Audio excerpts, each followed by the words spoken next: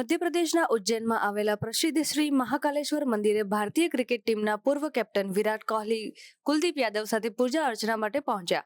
મહાદેવના દર્શન કરીને બંને ક્રિકેટર્સે આશીર્વાદ લીધા। વિરાટ કોહલીની આ આધ્યાત્મિક મુલાકાતથી મંદિર પરિસરમાં ભક્તો અને ચાહકોમાં ઉત્સાહ જોવા મળ્યો હતો।